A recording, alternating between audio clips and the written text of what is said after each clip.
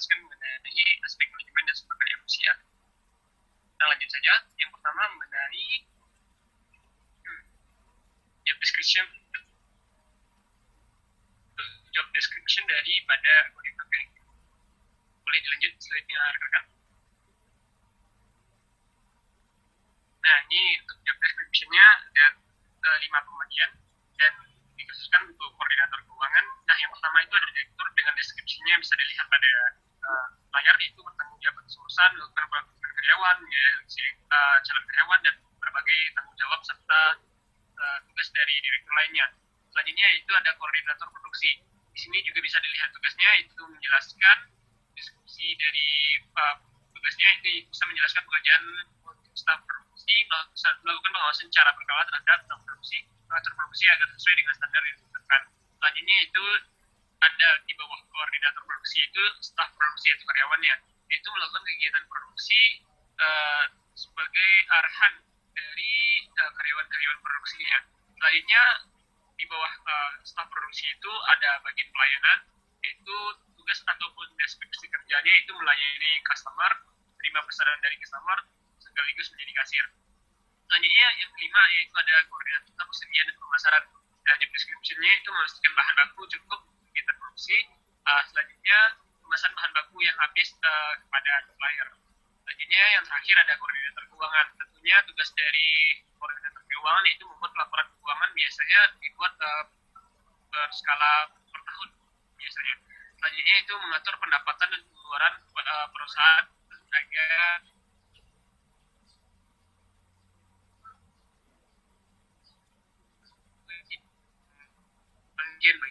selanjutnya itu job spesifik dalam hal ini akan dijelaskan oleh kepada Adit. Terima kasih Pak Doda.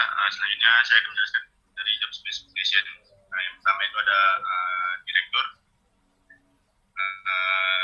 Job specification-nya itu ada minimal pendidikannya S1, usia maksimal 3 tahun, menguasai manajemen dan administrasi, keuangan dan pembuat. Selanjutnya itu ada koordinasi fungsi. Spesifikasinya itu ada minimal pendidikan S1 dan juga tahun menguasai mesin komputer dan menguasai semua proses produksi. Selanjutnya staf produksi itu minimal pendidikan SMA, usia maksimal 25 tahun, mengerti mengenai pengoperasian alat dan proses produksi dan domisili di tempat produksi. Lanjut. Selanjutnya itu pelayan. Spesifikasinya itu minimal pendidikan SMA, usia maksimalnya 26 tahun, minimal pengalaman kerjanya itu 1 tahun. Dapat menguasai pengoperasian komputer, memiliki kemampuan komunikasi yang baik, berpenampilan rapi dan sopan. Selanjutnya koordinator persediaan dan pemasaran, itu minimal pendidikan S1, usia maksimalnya 24 tahun, menguasai ilmu manajemen dan administrasi, memiliki kemampuan desain, serta menguasai pengoperasian komputer. Selanjutnya itu koordinator keuangan, minimal pendidikan S1, jurusan akuntansi ekonomi atau manajemen keuangan, usia maksimalnya 20 tahun dan menguasai komputer atau Microsoft Office. Selanjutnya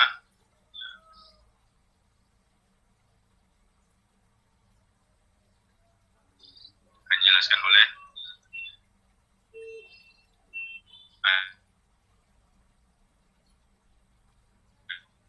baik. Untuk tahap rekrutmen itu perekrutan dilakukan dengan metode terbuka, artinya informasi mengenai perekrutan dibagikan melalui media sosial ataupun media cetak.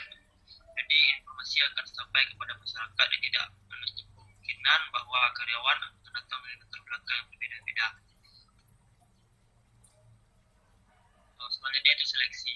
Nah, pada proses seleksi ini dilakukan dengan 2 tahapan, yaitu seleksi administrasi dan seleksi wawancara dan masa percobaan. Pada seleksi administrasi ini dilakukan untuk melengkapi data-data administrasi dari calon karyawan seperti kartu tanda penduduk, ijazah, dan lain-lain. Selanjutnya merupakan seleksi wawancara dilakukan dengan mengetahui kualitas dari calon karyawan yang akan mengisi pekerjaan yang melakukan dengan cara melakukan tanya jawab.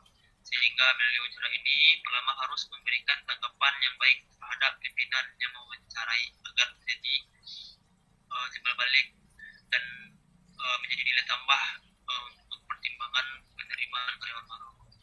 Tahap terakhir adalah masa percobaan. Nah, pada masa percobaan ini dilakukan guna mengetahui apakah calon karyawan sesuai dan tidaknya dengan kualifikasi yang telah ditentukan dari perusahaan. Selanjutnya itu orientasi. Nah, orientasi bagi karyawan baru dilakukan 1 hari karena pekerjaan yang tergolong mudah sehingga tidak akan membutuhkan waktu yang lama untuk beradaptasi pada lingkungannya. Dalam orientasi ini, karyawan baru akan diberikan kesempatan untuk mencoba langsung pekerjaan yang akan dijalankan. Selain ini, juga akan diberikan informasi penting terkait pekerjaan. Baik, selanjutnya akan dijelaskan oleh Dr. Lari. Baik, terima kasih udah.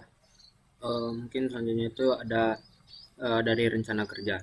Dari rencana kerja ini tuh terdapat yang pertama itu ada direktur, kedua ada bagian produksi, yang ketiga ada bagian persediaan dan pemasaran, dan yang keempat ada bagian keuangan. Di bagian pertama itu ya ada direktur, yaitu direktur tuh memiliki rencana kerja untuk merumuskan dan mengusulkan kebijakan umum untuk keberlangsungan dari usaha Aquario Cafe ini di masa yang akan datang, lalu mengajukan rencana dan melakukan perhitungan laba rugi yang disertai dengan adanya laporan berkala lainnya. Yang kedua itu bagian produksi. Di sini memiliki rencana kerja untuk menjaga keberlanjutan produksi dan mempertahankan kebijakan produksi dari usaha Aquario Cafe ini.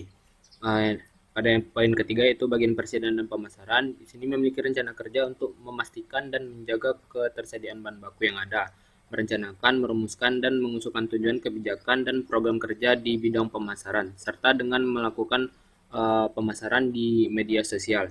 Lalu yang terakhir yaitu di bagian keuangan. Dengan ini memiliki rencana kerja seperti menetapkan rencana pendapatan dan pengeluaran jangka panjang dan jangka pendek berdasarkan anggaran yang telah disetujui direktur, serta menguasai semua masalah terkait penyediaan dana dan pengalokasian dana untuk keberlangsungan usaha Aquario Cafe ini. Mungkin selanjutnya akan dijelaskan oleh Ari. Kepada Ari, silakan. Baik, terima kasih Pak Data. Selanjutnya untuk struktur organisasi, berikut adalah struktur organisasi dari usaha Aquario Cafe. Jadi yang pertama itu adalah koordinasi. Pada bisnis Aquario Cafe, seorang direktur melakukan koordinasi ke kor produksi, kor persediaan, dan pemasaran, kor keuangan, dan pelayan. Pelayan berada di bawah naungan direktur secara langsung, sementara itu staf produksi dikoordinasi oleh kor produksi. Selanjutnya itu implementasi. Pada implementasi tersebut, setiap kor harus memastikan apakah kebijakan yang diterapkan sudah dilaksanakan atau belum. Selanjutnya untuk controlling, pada usaha Aquario Cafe, pemantauan dilakukan oleh setiap kor, baik secara langsung maupun tidak secara langsung. Kor keuangan memantau keadaan keuangan Aquario Cafe, apakah menurun, stabil atau naik. Kor produksi memantau keadaan produksi. Kor persediaan dan pemasaran memantau bahan baku dan pemasaran, salah satunya seperti ketersediaan bahan baku dan mengenai target pemasaran. Laporan kinerja harus disampaikan ke direktur agar dapat memecahkan permasalahan dan menemukan solusi paling optimal. Oke, sekian penjelasan dari struktur organisasi, dikembalikan kepada moderator. Baik, terima kasih atas penjelasannya rekan-rekan dan kajian ini. Mungkin sekian dari penyampaian untuk kami mengenai manajemen sumber daya manusia. Terima kasih atas perhatiannya. Mohon maaf jika ada kesalahan kata. Wassalamualaikum warahmatullahi wabarakatuh.